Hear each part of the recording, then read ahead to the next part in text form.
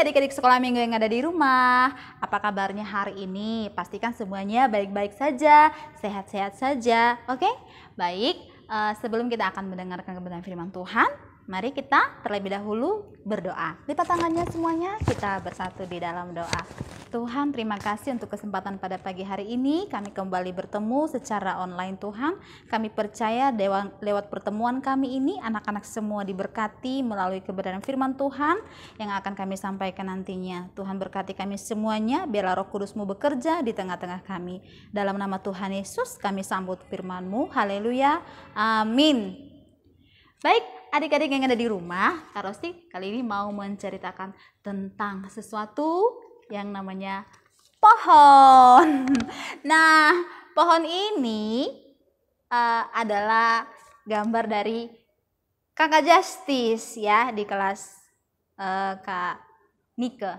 Nah, Kak Rosti mau menceritakan tentang pohon ini. Pohon ini ada akarnya. Ya, terlihat ya. Ada juga batangnya. Ya. Batangnya kuat, besar. Ada juga cabangnya, bahkan daunnya. Nah, adik-adik yang ada di rumah, pohon ini bisa tumbuh seperti ini, ya. Ini karena awalnya adalah karena ada akarnya. Nih ada akarnya.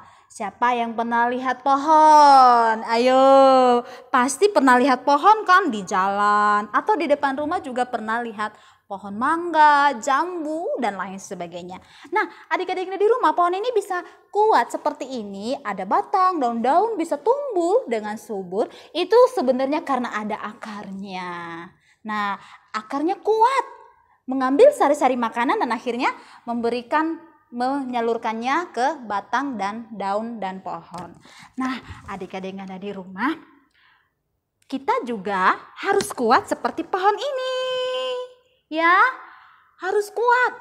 Caranya kuat adalah kita harus makan makanan yang bergizi, minum susu.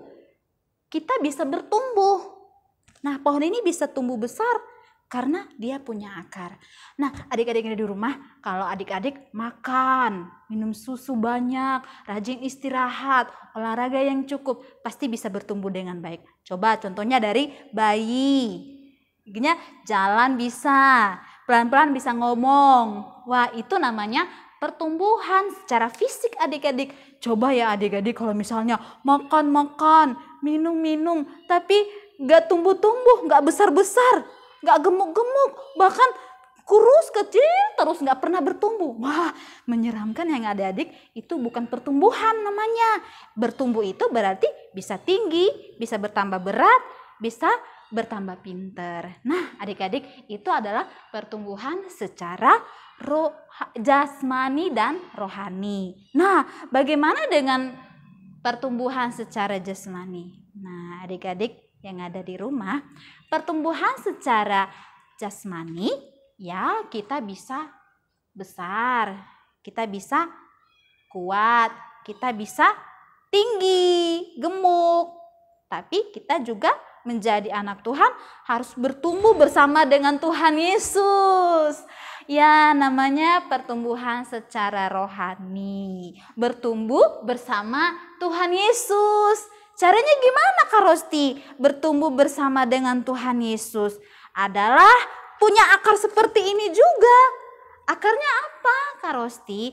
Akarnya yaitu kita rajin baca firman Tuhan. Wah, kalau nggak bisa baca atau kalau belum bisa baca, kita rajin dengerin firman Tuhan. Kalau misalnya kakak-kakak sekolah minggu lagi menyampaikan firman, kita rajin denger. Jangan pas firman Tuhan, kabur kemana. Pas dengerin firman Tuhan, lagi makan, nggak konsen. Pergi ke sana, lagi main. Itu berarti nggak bisa bertumbuh. Kalau bertumbuh itu berarti fokus mendengarkan firman Tuhan setiap hari Minggu yang disampaikan oleh kakak-kakak sekolah minggu ya. Nah, pertumbuhan yang lainnya yang bisa kita lihat adik-adik, kita rajin berdoa. Nah, ada dua ya cara kita bertumbuh ya di dalam Tuhan Yesus adalah kita baca firman, yang kedua berdoa. Nah, rajin berdoa tiap hari adik-adik. Pagi, bangun tidur, makan juga. Doakan guru-guru sekolah minggu, mama, papa, saudara-saudara yang lain supaya diberikan kesehatan. Nah, ada 2 poin bagaimana cara kita bertumbuh secara rohani. Makanya ada lagu tuh adik-adik, lagunya ya menarik juga sih. Baca kitab suci, doa tiap hari kalau mau tumbuh. Kalau kita mau tumbuh, kita baca firman Tuhan dan doa tiap hari. Jangan lupa ya. Nah, adik-adik yang ada di rumah, kalau kita sudah bertumbuh secara rohani, bertumbuh secara jasmani, kuat, sehat, pintar, maka ada yang harus kita lakukan lagi adik-adik. Apaan sih Kak Rosti? Apa yang harus kita lakukan? Kan cukup kita bertumbuh secara rohani dan jasmani. Nah, yang dilakukan adalah pertama, kita harus menceritakan kepada teman-teman kalau kita sudah bertumbuh secara jasmani dan rohani. Nah, dalam hal ini istilahnya adalah bersaksi. Ceritakan kepada teman-teman kalau kita sudah bertumbuh, kalau kita sudah baca firman Tuhan, supaya teman-teman lain juga bisa melakukan hal demikian. Misalnya ini adik-adik pernah pergi ke tempat wisata, contohnya dulu ya. Nah, di situ bagus pemandangannya, makanannya juga bagus. Adik-adik bisa ceritakan kepada teman-teman, wah aku pergi berwisata, bagus loh pemandangannya. Tapi bukan berarti pamer ya, bukan pamer juga. Cuma supaya teman-teman bisa suatu waktu mereka bisa pergi ke sana untuk wisata juga. Nah, inilah yang dimaksudkan dengan menceritakan satu kebaikan. Nah, adik-adik pasti Tuhan Yesus baik sama kita semuanya. Misalnya pas kita sakit, Tuhan Yesus sembuhkan. Wah, kita ceritakan sama teman-teman.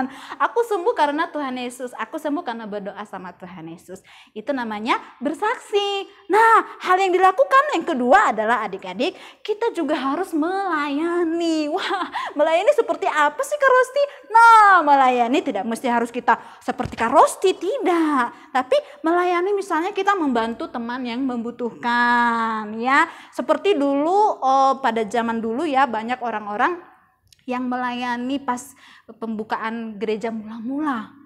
Ya, mereka bersaksi, bersekutu bersama, saling membantu, saling peduli adik-adik dulu. Ya, jemaat mula-mula seperti itu, ada ceritanya tuh di dalam Kisah Para Rasul. Tapi mereka saling peduli satu sama lain. Mereka mengorbankan milik mereka, memberikan untuk orang lain. Nah, adik-adik, kita juga harus melayani. Apa yang kita bisa lakukan untuk membantu teman? Misalnya teman lagi lapar, tapi kita punya jajan. Kita bisa berkorban untuk teman. Teman lagi sakit, kita punya obat. Nah, kita bisa bantu teman untuk kita beri obat atau kita perhatian kepada dia.